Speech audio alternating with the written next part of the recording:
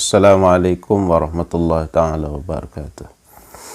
Alhamdulillah, bersyukur kita kepada Allah Subhanahu wa ta'ala. Pagi ini kita masih diberikan kesehatan dan keafiatan daripadanya, dan mudah-mudahan anugerah-anugerah yang besar yang Allah Subhanahu wa ta'ala kurniakan kepada kita ini dapat kita hargai dan dapat kita gunakan dengan sebaik mungkin sepanjang kehidupan kita, dan mudah-mudahan dengan demikian kita diberikan kasih sayangnya dan dilimpahkan dengan berkahnya sepanjang hidup kita.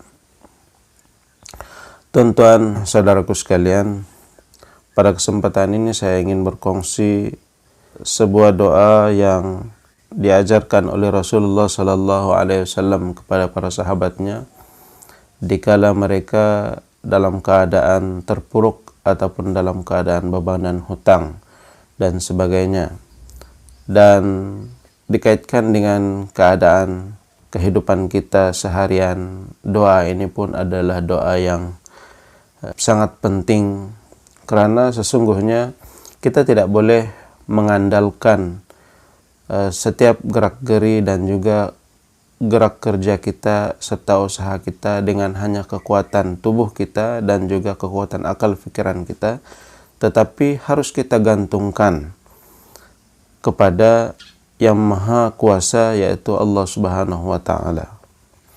Tuan-tuan, Rasulullah SAW mengajar kita, Allahumma inni a'udzubika minal hammi wal hazan wa a'udzu bika minal ajzi wal kasal wa a'udzu bika minal jubni wal bukhl wa a'udzu bika min ghalabatid daini wa qahrir rijal. Tuan-tuan, inti daripada doa ini kita mohon supaya kita dihindarkan oleh Allah Subhanahu wa ta'ala daripada 8 perkara ataupun 8 karakter yang tidak layak dan tidak harus ada bagi orang-orang yang sukses, bagi orang-orang yang inginkan kejayaan dalam hidupnya. Yang pertama, kita minta dihindarkan daripada hammi wal hazan. Hammi ini bermaksud duka cita, dan juga wal hazan, yaitu rasa sedih. Duka cita dan sedih ini sering beriring. Sekiranya kita dalam keadaan larut dalam keadaan duka dan resah ataupun sedih, mana mungkin kita ini dapat melaksanakan sesuatu urusan yang penting dengan baik dan terlaksana dengan penuh perancangan dan sebagainya. Sebab itu kita perlu bersedia dalam apapun keadaan. Jangan kita selalu terperangkap dengan rasa, apatah lagi rasa-rasa yang tidak positif. Jadi awal-awal lagi Rasulullah SAW sebenarnya mengajar kepada kita untuk kita minta agar sentiasa kita ini terhindar daripada duka cita dan juga rasa sedih. Jadi tuan-tuan, jangan larut-larut dalam keadaan berduka cita dan juga bersedih, tetapi carilah momen ataupun carilah peluang untuk kita menciptakan suasana yang positif dan baik, sebab kita sendirilah yang menentukan kita ini di mana, posisi kita di mana. Jadi jangan biarkan diri kita berlarut-larut dalam kesedihan dan juga duka cita.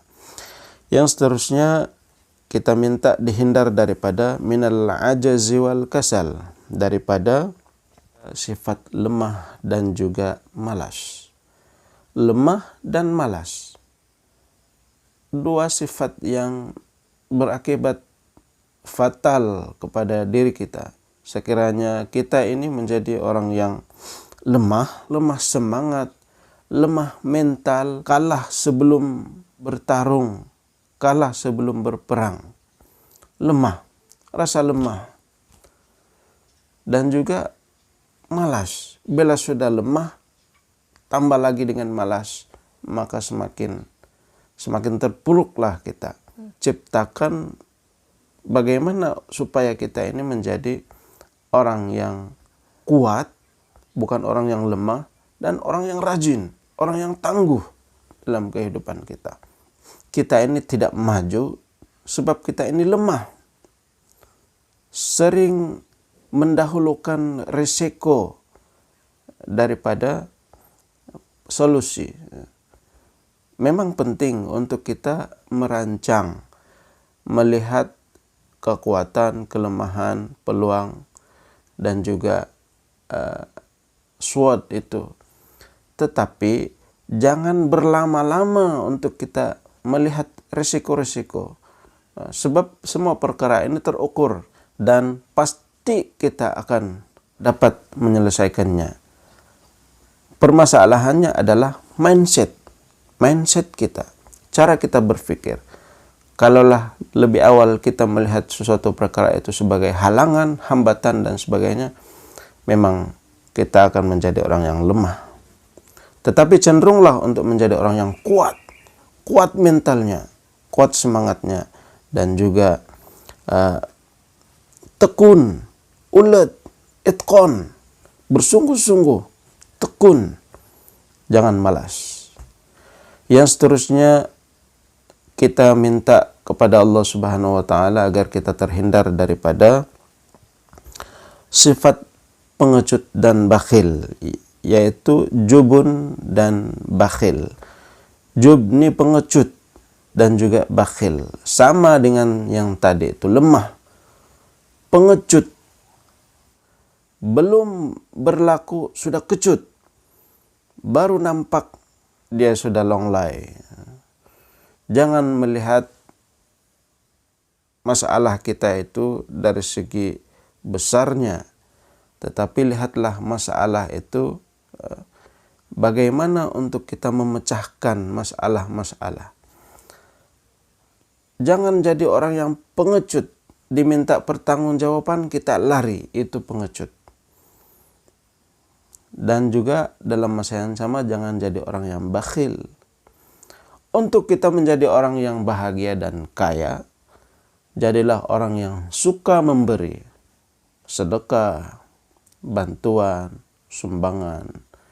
Berilah, semakin banyak kita memberi, insya Allah Allah beri kita yang lebih banyak dan lebih banyak. Dan itu membahagiakan jiwa raga kita. Hindari sifat pengecut, hindari sifat bakhil. Jadilah orang yang berani menentang cabaran, bukan orang yang pengecut yang bila ada masalah dia lari. Tetapi hadapilah masalah itu, sebab itulah penyelesaiannya.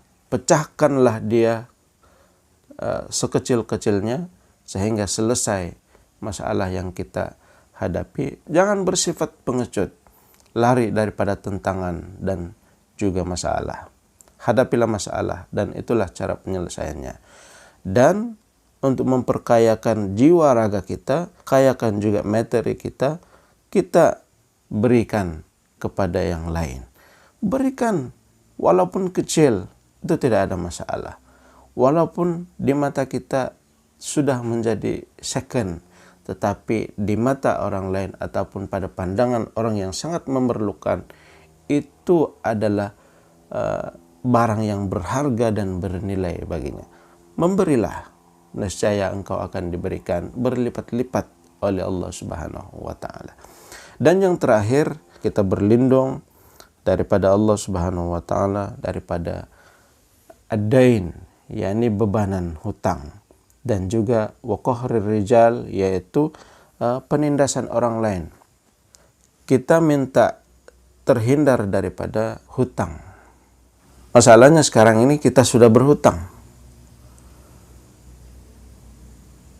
Dengan masalah kita berhutang, maka kita menjadi orang yang sering berduka cita, menjadi orang yang cenderung bersedih, larut di dalam masalah. Kita menjadi orang yang lemah, menjadi orang yang malas pula. Dalam masa yang sama kita pula menjadi orang yang pengecut menghadapi masalah kita, dan kita menjadi orang yang bakhil pula, tidak mau memberi, sedangkan di sebalik daripada perkara-perkara itu, itulah jalan penyelesaiannya. Kenapa Rasulullah Sallallahu Alaihi Wasallam menyebut kepada sahabat yang melalui fasa ini dengan Rasulullah mengatakan, bacalah dan amalkanlah doa ini supaya engkau terhindar daripada hutang piutang. Yang perlu dirubah adalah apa yang ada di dalam diri kita. Sifat duka cita, resah gelisah, pengecut, bakhil, lemah, dan juga malas, itu semua adalah karakter di dalam diri yang negatif, yang itulah yang akan menyebabkan kita ini sering terperangkap dalam masalah-masalah yang lebih besar. Mana mungkin untuk kita ini menjadi orang yang berpikiran waras ataupun berpikiran kreatif sekiranya kita ini dilanda dengan masalah-masalah yang beruntun ini. Maka marilah kita sama-sama amalkan doa ini dengan cara yang benar, yaitu dengan merenung isi dan juga intipati doa ini, kemudian kita memecahkannya satu persatu. Semua masalah-masalah ataupun sifat-sifat karakter negatif yang disebutkan oleh Rasulullah SAW yang harus kita hindari itu harus kita obati satu persatu, sehingga kita ini nanti akan menjadi orang